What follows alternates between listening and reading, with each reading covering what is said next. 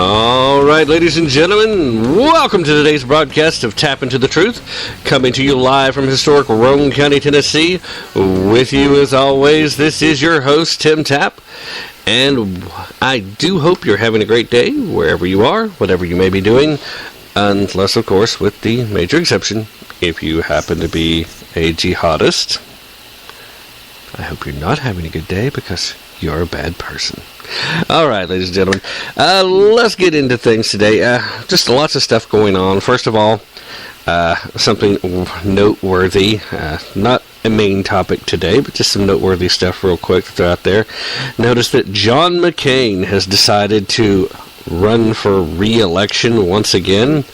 A lot of folks that are of the more conservative persuasion, not particularly happy with that decision. Not sure how the folks of Arizona particularly feel, but he does manage to continue to get elected and re-elected again. And I've certainly mentioned before, I have the utmost respect for John McCain's service record. I believe the man was an American hero.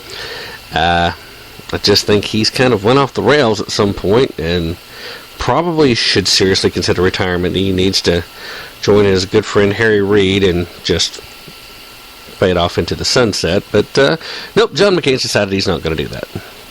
Also, we talked about when Ted Cruz officially announced, well, now Rand Paul is officially in the race for the Republican nomination for president as well. A couple of basically Tea Party kind of guys. Rand's a little closer to being mainstream because he's worked a little bit with Mitch McConnell, which is kind of a dark stain for some folks. But, you know, he did stand up. He did do his filibuster. It wasn't quite as impressive as Ted Cruz's filibuster. We've talked about that before, too. Still, I think he's a great candidate, and I think he means what he says. And as long as that's true, I think that makes him a great candidate. I would love to see a Ted Cruz, Rand Paul ticket come together out of the convention. Of course, I'd love to see Ted Cruz, Mike Lee, but Mike Lee's not running. Would love to see Trey Gowdy, but Trey Gowdy's not running. So as far as the folks that it looks like are going to be in the race and are in the race, so far officially, those are the two big names that have come out recently. Of course, there's some other folks that are actually already in the race, and I have had a guest on the show who's thrown his candidacy already in, made it quite clear he's running. If you're interested in finding out who, I would ask you to go check out past episodes of Tap Into the Truth.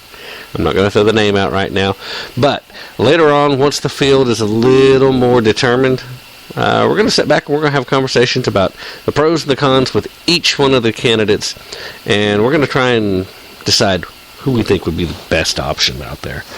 I know what I think. I'd love feedback from you guys as well, so feel free to hop in the chat room, let me know what you're thinking. Also send emails directly to me at ttap@tapintothetruth.com, or you can just send a message at tapintothetruth.com. On the homepage near the bottom, there's a place where you can do that. If I haven't gotten back to you as quickly as you would like, then I apologize. In the meanwhile, let's actually go ahead and get into today's show, shall we? Got some topics I wanted to spend a little more time talking about rather than just in passing. And number one, came across this today, and came across it on the Pundit Press, where they were actually talking about an article at Salon.com. Now, if you haven't read or you're not familiar with Salon, it is an extremely left-leaning magazine. And it is just everything you would expect from liberal, well, I'm going to refrain from name-calling, so I'm going to stop right there. From liberal-minded people who are a little too far to the left to realize what sane people think. Okay, that's not really name-calling, is it? Okay, anyway, at any rate, according to this article here, Salon.com has a message that it wants you to hear. The conviction of 11 cheating teachers in Atlanta last week was a travesty because the United States is a... Wait for it. The United States is what? is a racist body that is trying to scapegoat black teachers. In an article titled, "America is Criminalizing Black Teachers, Atlanta's Cheating Scandal and the Racist Underbelly of Education Reform," a author by the name of Brittany Cooper, who also accused a white person of racism because he sat next to her on a train, just interesting FYI fact about her, explains why cheating was, in fact, someone else's fault.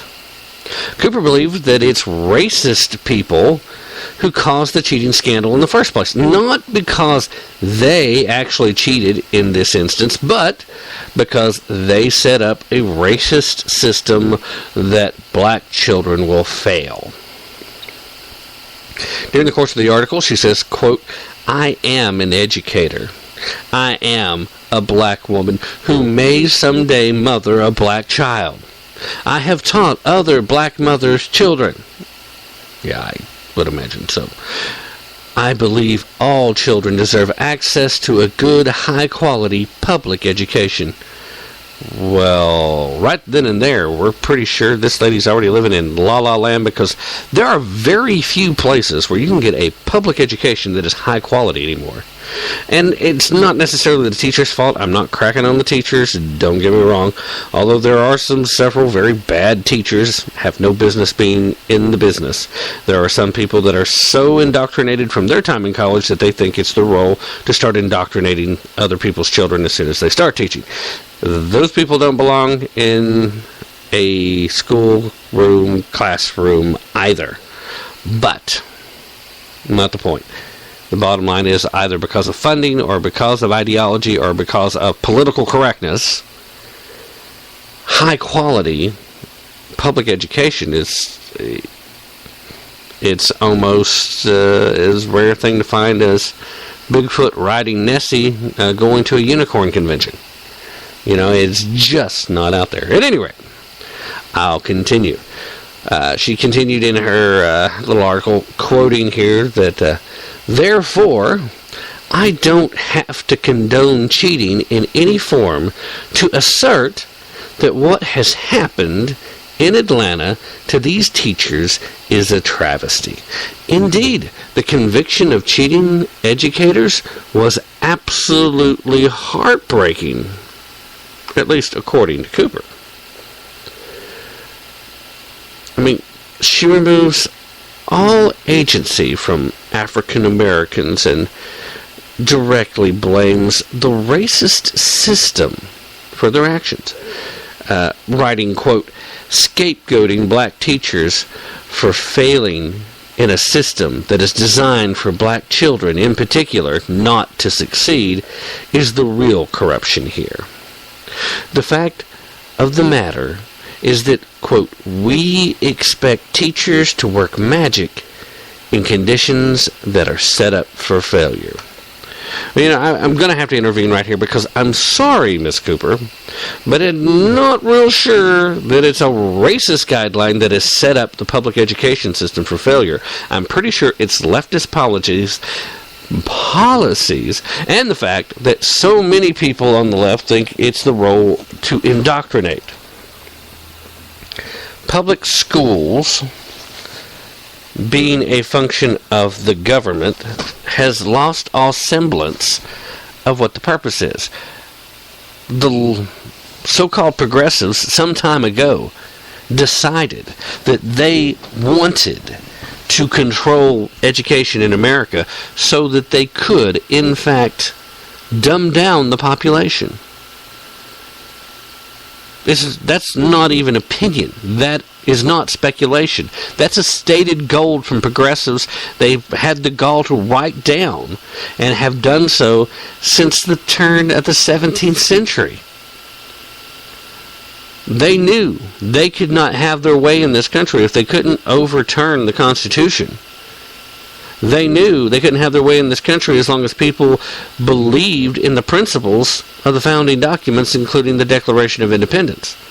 They needed to control what you have thought so that they can control your ability to think, your ability to reason and problem solve, so they could dumb you down.